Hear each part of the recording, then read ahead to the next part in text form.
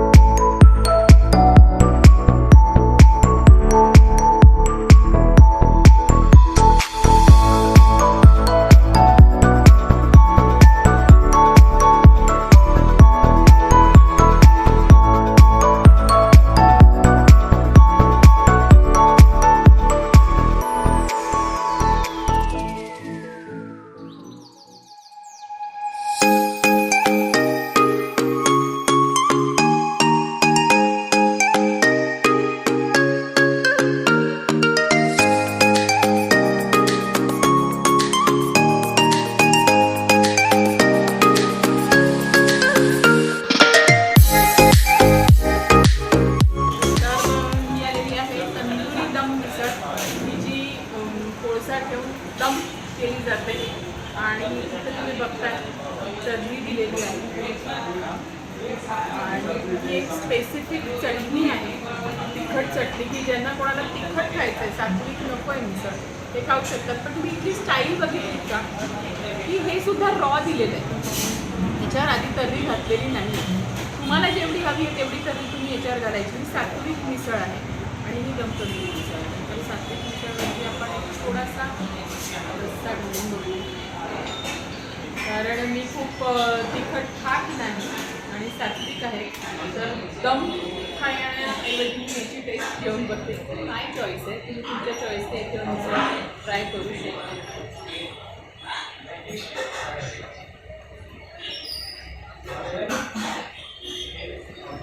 गरम आणि सात्विक आहे, उगाच तिखट बनवायचं म्हणून बनवलेलं नाही. सट्टल फ्लेवर आहे आणि घरगुती मसाले, विशेषतः धण्या जिऱ्याचा वापर याच्यात व्यवस्थित केलेला आहे आणि म्हणूनही सटल आहे. आणि मग अशी सांगितलं होतं की खडा मसाला खूप वापरत नाही, पण धणे जिऱ्याचा इम्पॅक्ट जास्त आहे या मिसळीला. तिखट लागलं तर दहीसुद्धा दिलेलं आहे.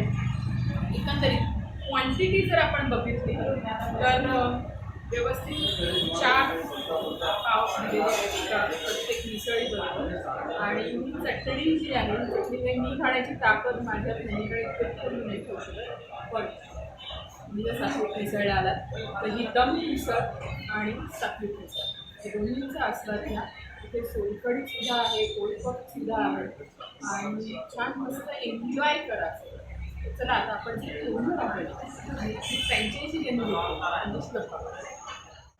तर आत्ता जो काही आपण मिसळीचा मस्त आस्वाद घेतला, तर सर सगळ्यात आधी सात्विक मिसळबद्दल मी जे काही ऐकलं आहे की एक म्हणजे मसाले सगळे घरी बनवले जातात आणि थेट शेतकऱ्यांकडनं रॉ मटेरियल आपल्याकडे येतं, मग आपल्या मेन किचनमध्ये बनवलं जातं. तर मला असं एक कुतूहल म्हणून प्रश्न विचारायचा आहे की पुण्यात किती आउटलेट्स आहेत? ओव्हरऑल पुण्यातली ही आपली पहिली आउटलेट आहे. ओके, बाकीच्या मेन आहे. आपली मेन जी आहे ती नवी सांगवीला आहे. ओके, जे आपल्या नितीन सरांनी, नितीन राठोड म्हणून आहे, त्यांनी सुरू केलेली पहिली PCMCमध्ये. त्याच्यानंतर सेकंड ब्रांच जी आहे तीही PCMCमध्येच मानकर चौकामध्ये आहे, कसपाटे वस्तीच्या तिथे. आणि तिसरी रिसेंटली जी ओपन झाली आहे मे महिन्यावर ती आकुर्डीला, आणि ही पुण्यामधली आपली पहिलीच. मी पहिलीच आहे. पुण्यामधली पहिलीच आहे. सो वारजे, कोथरूड किंवा आपण काय म्हणूया नळस्टॉप पर्यंत. हो, नळस्टॉप Area ओव्हरऑल connected. पुणे महानगरपालिकेतली ही आपली पहिलीच आहे. हां, म्हणजे या आसपास राहणारे असाल हो. तर इथे जरूर भेट द्या. सात्विक मिसळ यांचा ॲड्रेस आपण देऊया डिस्क्रिप्शनमध्ये. सर हा एक वेगळा प्रवास आहे सगळा सुरू केला. तुम्ही म्हणालात की जे फ्रँचायझी ज्यांनी ॲक्च्युअल सुरू केली, तर हे सुरू करताना थॉट काय होता याच्यामध्ये? सुरू करण्याचा थॉट जर बघितला तर आपण सगळे एक आत्ता मिसळमध्ये बघायला गेलं तर बरेच मिक्सचर वगैरे वापरून मसाले तयार केले जातात. मिसळ खाल्ल्यानंतर होणारी ॲसिडिटी, जळजळ वगैरे. आता तुम्ही एक ब्लॉगर आहात म्हणून तुम्ही अनुभवलंच असेल बऱ्याच ठिकाणी, आणि आपली मिसळ खाल्ल्यानंतर तरी तुम्ही सांगू शकता नंतर परत. तर आपण सगळे जे मसाले वगैरे वापरतात सगळे आपण शेतकऱ्यांकडून डिरेक्टली घेतले जातात, परचेस केले जातात. जे की आपले फ्रँचायझी म्हणून जे आहेत तिथे म्हणून ते तिथून घेतात. त्याच्यानंतर आपलं एक सेंट्रलाइज किचन आहे, तिथे ते सगळे बनवले जातात रॉ मटेरियल घेऊन, जे नंतर पुढच्या प्रोसेससाठी आपण रस्सा बनवण्यासाठी जाते काय असेल त्याच्यासाठी बनवले जातात. ते सेंट्रलाइज किचनमधून बनले जातात. तिथून आपल्या सगळ्या फ्रँचायझीला डिस्ट्रीब्यूट केलं जातं. मग आपण एक घरगुती वापरलेलं जे घरगुती म्हणून जे देऊ शकतो आपण लोकांना, तो एक थॉट होता त्यांच्या मागे, म्हणून हे चालू केलं. खूप छान आहे, छान उपक्रम आहे. पुण्यात मिसळ हा विषय खूप जिव्हाळ्याचा आहे खरं म्हणत. आणि पुण्यात विविध प्रकारच्या मिसळ मिळतात. म्हणजे अगदी टिपिकल आपली पुणेरी मिसळ पासनं ते पश्चिम महाराष्ट्राकडे झुकणाऱ्या अनेक प्रकारच्या मिसळ आहेत. पण ही सात्विक मिसळ थोडीशी वेगळी आहे, चवीला वेगळी आहे. म्हणजे इथे जर आलात तर नक्की भेट द्या. आणि मला सांगा की आपलं सोशली हे किती ॲक्टिव्ह आहे? म्हणजे झोमॅटो, स्विगी किंवा आपण डिलिव्हरी काय कसे आहे ते आपण ऑडियन्सला सांगूया. सध्या तरी आपण आता इथे टेक अवे फक्त चालू आहे. झोमॅटो, स्विगी वगैरे आपण एक लवकरच चालू करतोय. आता सध्या तरी स्विगी आणि झोमॅटोवरती रजिस्टर नाही आहे, पण येत्या 15 दिवसात आपण चालू करतोय स्विगी आणि झोमॅटोला. नक्कीच लवकरच हे जर सुरू झालं ऑनलाईन यांचं आणि स्विगी, झोमॅटो सारख्या ठिकाणी तुम्हाला जर सात्विक मिसळ आउटलेट दिसलं तर ऑर्डर करा, मागवा इथली मिसळ. तुम्हाला खरंच माझ्या बोलण्यातला वेगळेपणा जाणवेल की या रस्त्यातच एक वेगळे चव आहे, एक घरगुती चव आहे. पण ती अशी मुळमुळीतही नाही आहे आणि खूप अशी स्पायसी जसं म्हणाले सर की ती जळजळणारी सुद्धा नाही, की सटल फ्लेवर आपण म्हणतो तशा प्रकारे. आणि आय एम लकी की मी आज हॉट डेला इथे येऊन शूट करते. अदरवाईज फ्रायडे, सॅटर्डे, संडे इथे उभं राहायलाही जागा नसते. तर नक्की तुम्ही अशा मिसळीचा आस्वाद घ्या. आणि तुमच्या ओळखीची अशी कुठली आउटलेट्स असतील तर तिथे ती मला जरूर कमेंट्समध्ये कळवा. त्या ठिकाणी जाण्याचा, तिथे भेट देण्याचा आणि तो रिव्ह्यू करण्याचा मी नक्की प्रयत्न करेन.